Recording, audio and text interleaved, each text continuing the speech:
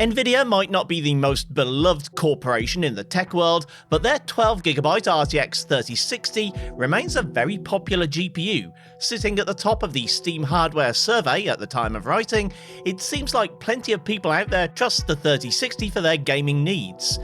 In 2025, with new games more demanding than ever, is that trust misplaced?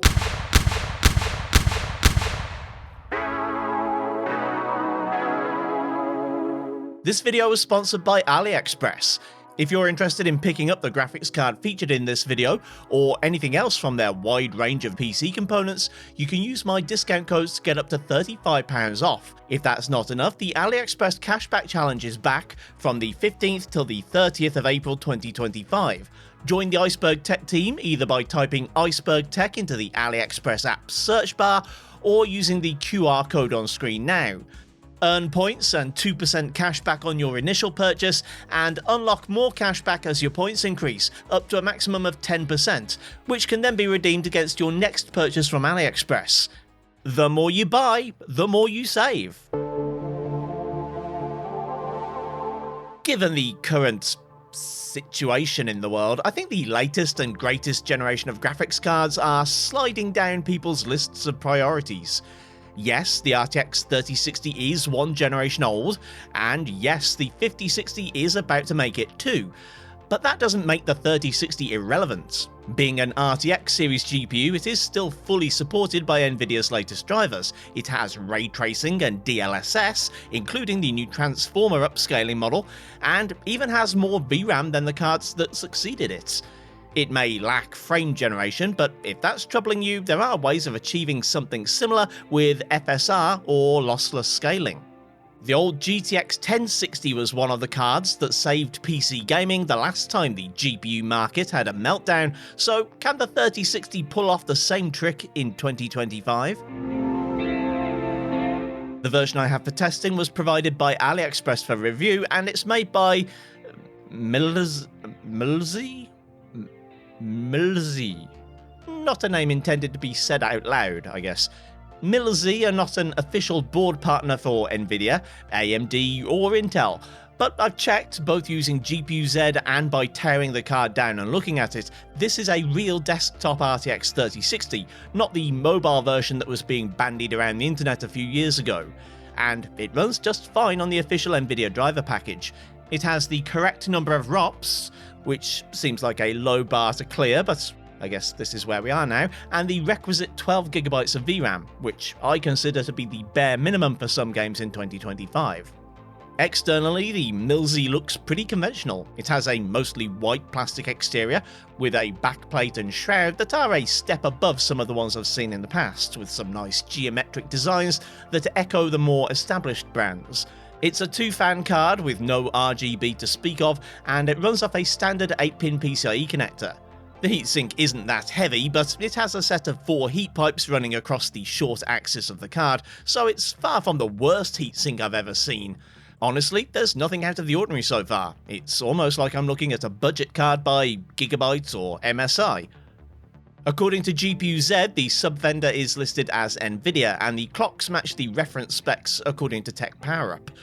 The BIOS has locked down the power limit, so there's no room to increase the PL in either Nvidia's app or in MSI Afterburner. There is, however, room to mess with voltages, core clocks, and memory frequency, so I'll try some overclocking and undervolting later on.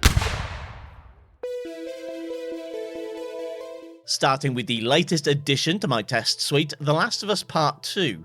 I ran the first hour or so of the game at 1080p medium, which looked mostly excellent. There's no subsurface scattering in gameplay at these settings, so characters can look a bit craggier than I think they're supposed to, and there are a couple of other small visual issues that aren't down to the GPU, but simply a problem with the PC port. However, with VSync enabled, the GPU is only running at 80 to 90%, and with it disabled, the frame rate is frequently in the 80s, even with DLAA turned on. Once the action moved to Seattle, I set a save point so I could benchmark the same wooded area at medium and high, and found that increasing the quality preset cuts the average by about 15%. At medium, the average in this section is 71 FPS, while at high that falls to 61 and periodically dips into the 50s. Switching DLAA to TAA adds an extra 5 frames and helps reduce drops below the 60 mark.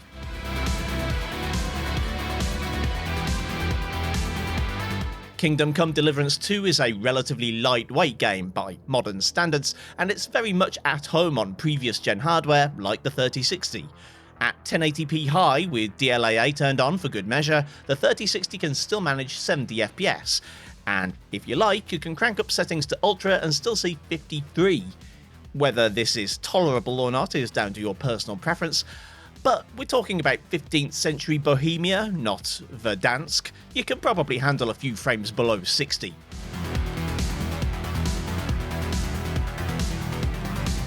Indiana Jones and the Great Circle is known for being both memory intensive and requiring ray tracing hardware to run, so the 3060 ticks both boxes.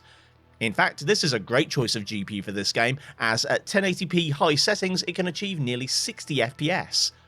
This was with DLAA, which I usually enable on RTX GPUs unless it's a major performance hog, and in this case it only shaved a couple of frames off compared to TAA.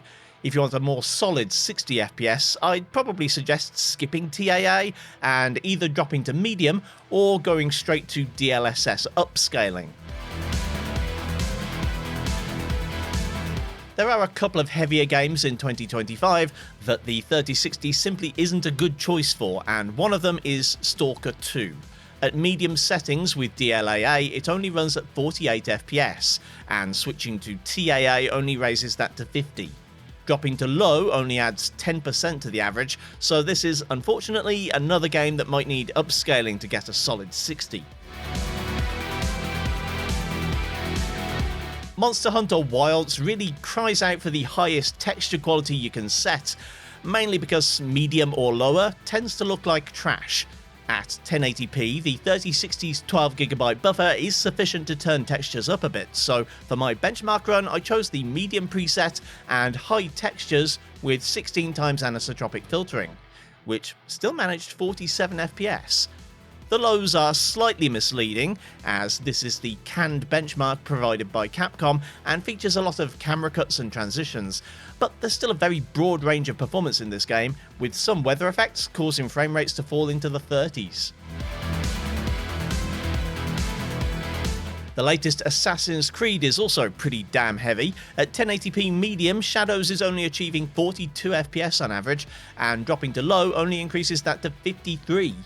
It's not impossible to reach 60 FPS, but it's going to mean sacrificing a lot of image quality to get there.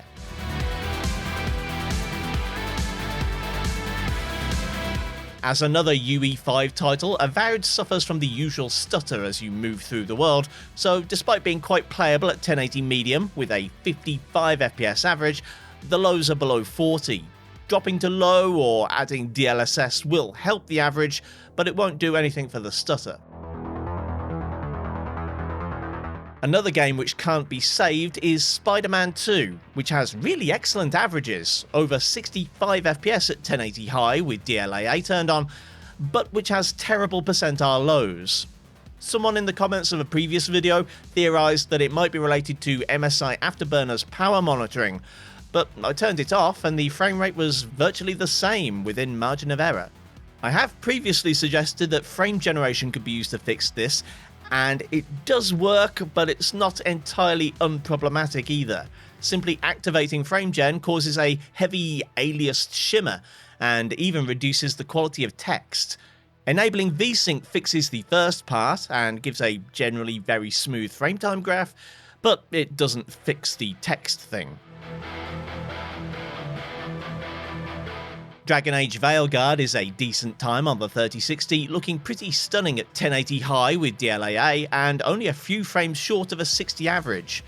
Quality DLSS would get you over the line, but it's a shame to just use upscaling on its own, so I also enabled ray tracing, and it still managed to hit 60 FPS. Although Horizon Forbidden West doesn't take advantage of the 3060's ray tracing, it still looks pretty great, even at 1080 medium, and the card can deliver 68 FPS on average. If you want to make use of the 3060's other party trick, you can turn up to high with quality DLSS and still have the same 60+ experience. Last week in my RX 5700 XT video, I found that the 8GB frame buffer on that card was the limiting factor in God of War Ragnarok, meaning the game issued a VRAM warning at the high preset. The 3060 not only has no issues with high, its 12GB buffer could handle ultra, but the GPU probably couldn't. At 1080 high, the game is a hair short of the 60 mark.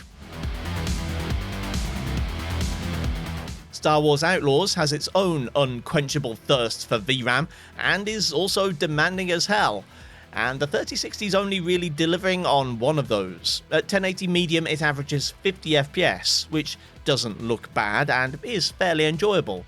At high it's down to 40 FPS, which is arguably still playable, and at least you're not missing textures. You could make things smoother with some DLSS, but be careful not to use legacy mode. This is the old CNN model, and it looks uncommonly bad here. Transformer doesn't actually look all that great either, but it's definitely the better of the two. Black Myth Wukong runs quite nicely at 1080 native resolution using the high preset, averaging pretty much bang on 60 FPS. The shadows don't look great at this setting, but going up to very high means dropping below 40 FPS without also adding upscaling, and I don't know if the trade-off is worth it.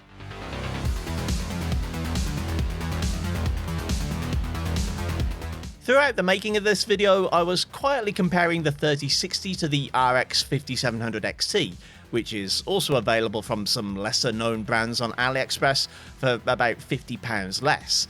On the whole, the results are similar, but they do sometimes favour the Geforce, especially when VRAM or ray tracing come into the equation. Alan Wake 2 is one occasion that definitely favours the Nvidia card, which supports DX12 Ultimate, and therefore the mesh shaders that this game uses for its fine details.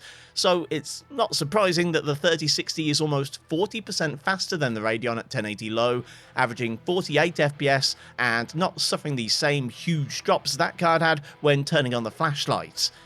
It's still a fairly playable 42 FPS at medium without turning on DLSS.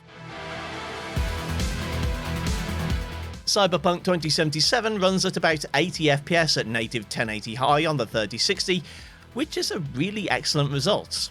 That is, if you use the game's own anti-aliasing. DLAA will chop that average down to 70 with Transformer enabled, and without ray tracing, it's just not really worth it. With ray tracing, meanwhile, you're going to need DLSS. At 1080 Ultra RT with quality DLSS, it's a playable but imperfect 51 FPS, and to get to 60 you'll have to drop to performance, which ain't gonna look good even with the Transformer model. Finally, Marvel Rivals seems to perform very well on the 3060. At 1080p with DLAA turned on and settings dropped to their minimum, it can hit nearly 125 FPS, and at the low preset, with its unnecessarily heavy reflections and global illumination left on, it's still pushing 100. Returning to Afterburner to play with some clocks and voltages, and there's not a huge amount of leeway here. At stock the card seems to hover just above 1 volt and a clock speed of around 1860 MHz. After some tuning, I settled on 975 mV and 2 GHz, with the VRAM overclocked from 7.5 to 8.5 GHz. This didn't alter power consumption or temps very much, thanks to the undervolt, but it did result in a roughly 5% increase in the Cyberpunk benchmark, from 80 FPS to 84.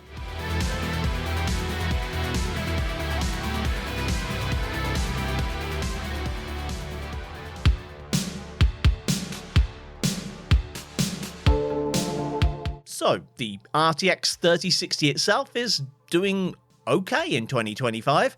Not the best, not the worst. It's generally a little more suited to this year's games than the cheaper RX 5700 XT, though neither is quite up to the task in heavier games like Monster Hunter and AC Shadows. On the other hand, if you're focused on older games or competitive titles, then the Radeon might be the better buy. I'll be looking at the RTX 4060 soon, and of course I'll be comparing the two to see if the 4060 is worth the extra money, and how much of an impact there is in losing the extra 4GB of VRAM. As for the MLLSE card, Except for the name, I have no complaints here. I would perhaps compare the price to a used model from a major brand rather than a new one, as I have my doubts as to whether this really counts as a new GPU or not, and in the UK at least, that does mean it gets a more neutral recommendation. However, if 3060s are expensive where you live, this is worth considering. Thanks again to AliExpress for sponsoring the video. Don't forget to use the discount codes when you shop and join the Iceberg tech team to start earning cash back. Thanks for watching, kindly do the usual YouTube things if you feel so inclined, and I'll see you next time.